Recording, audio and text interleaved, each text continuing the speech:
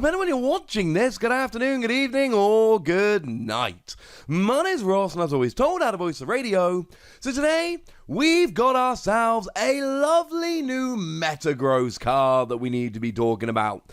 And to put it bluntly, there are a lot of very good things about this Metagross that we should be rather excited about indeed. Stop me if you've heard this one before, but our translation does come from the lovely Antoine Boulet. Now, starting off, it's a Metagross, it's a stage 2, so it's a fairly beefy Pokemon. We're actually rocking 170 HP, which is high even for a stage 2. We got retreat cost of 3, which means no buff padding, but you also can't get free retreat with Air Balloon. You've got to use an energy as well, which you should by now know I'm not a huge fan of. I do like the resistance to grass. I'd like it an awful lot more if anybody played grass in any respect. But you know, grass! Yeah! I don't know. Maybe one day Rillaboom will live up to his billing. Until then, I'm afraid it's not terribly relevant, but never mind.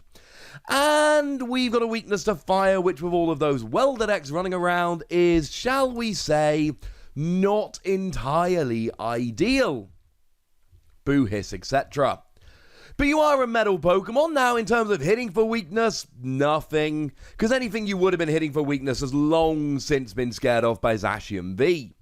But you are a metal Pokemon, so you've got some awesome tricks. Metal Goggles to reduce damage done to you and stop damage counters being dropped.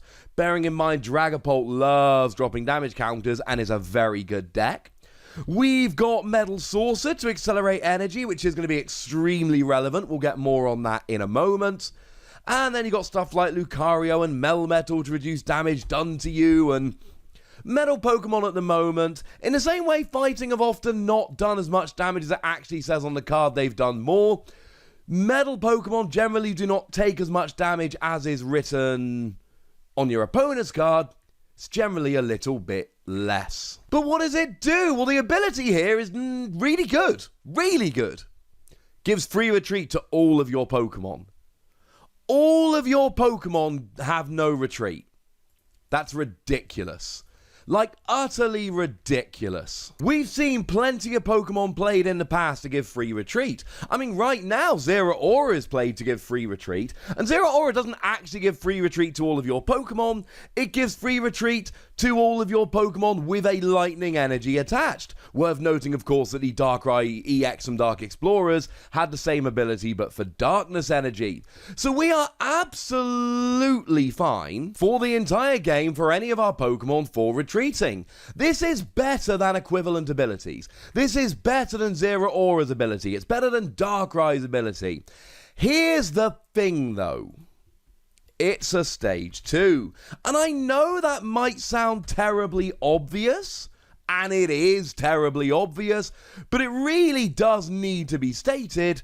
Is anyone actually going to play a stage 2 to give all of your Pokemon free retreat? I very much doubt it in this era of the game. Maybe, you never know, but I think it's extremely unlikely. Essentially, you will occasionally maybe take it into the odd deck here or there, but really, this is a great bonus for this deck. It's going to really help you for this deck, but you're unlikely to play it for the ability. Silvally was a similar kind of thing, gave free retreat to your basic Pokemon. And although we did occasionally see this played in basic decks, most of the time it was played in Silvally decks, and you were like, oh cool, my basic Pokemon have free retreat, that's quite lovely. So if we're not playing it for the ability, we're going to need a pretty nice attack. And we've got a really nice attack. 1 metal, 2 colorless energy, 100 damage, but if the defending Pokemon is an evolved Pokemon, it cannot attack during your opponent's next turn. Oh, that's quite tasty. It's Bizarro Obstagoon! Obstagoon is a stage 2 that does 90 damage and stops basic Pokemon attacking. This is a stage 2 that stops evolution Pokemon attacking. Though there is a very, very, very big difference between them. Obstagoon essentially becomes immune to all basic Pokemon. Metagross stops the specific Pokemon that got hit by the attack, attacking next turn. It means rather than having to gust around Metagross, your opponent need only switch or retreat. It means if you get a KO with Metagross, your opponent can bring up a Pokemon to go and get a KO. That is a very important distinction. It's not as good as Obstagoon in that regard. It's just not. It is way better to have immunity from, rather than stop the specific basic Pokemon or evolution or whatever it is that you hit with the attack. But you can still essentially shut down evolution decks, or I suppose to put it another way, stop them attacking until you get a KO and they bring up a new one. And it sounds amazing, it sounds like Obstagoon, bearing in mind Obstagoon went and got a top 4 finish at the International Championships in Oceania. It's a really good deck. And to be clear, Metagross is not as good. Metagross is not as good as Obstagoon. There are many similarities between them, there are a lot of parallels that we can draw, but Obstagoon is significantly better. Firstly, it's because it gets immunity from basics rather than stopping the individual. What that means essentially is, if you're playing Obstagoon and you're against a Blacephalon deck or a Pikachu and Zekrom deck or whatever, decks that do not play evolutions, essentially the first time you attack, you all but win the game. Your opponent can gust and try and take bench prizes and all of that, and then there are ways to win it, but it becomes inordinately difficult.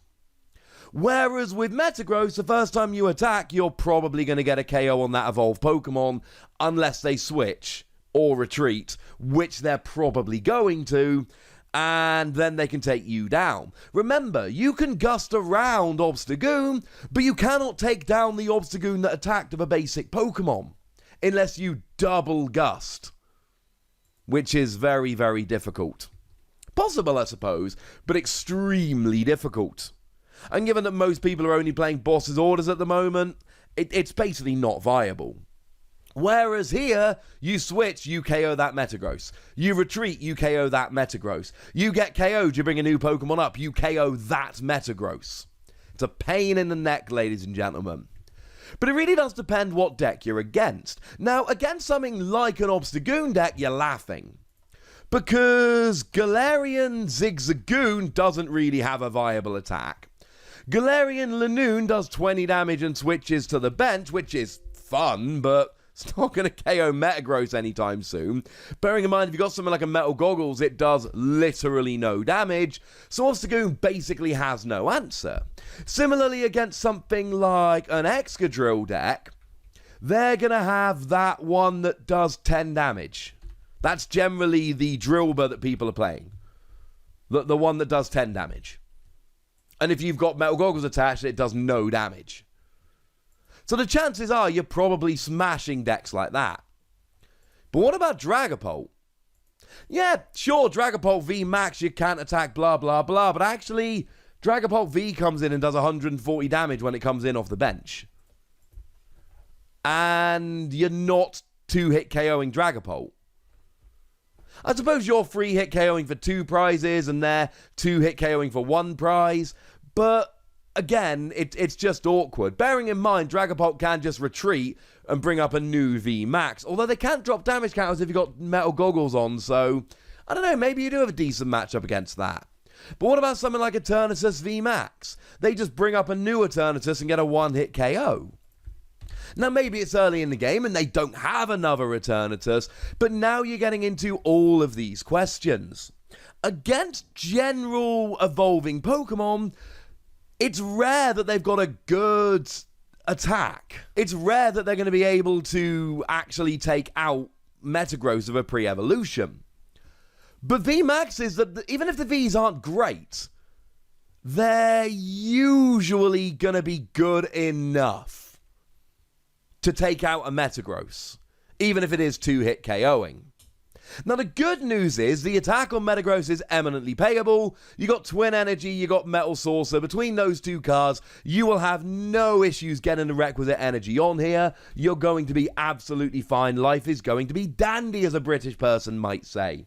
So that's wonderful, but you're still a stage 2.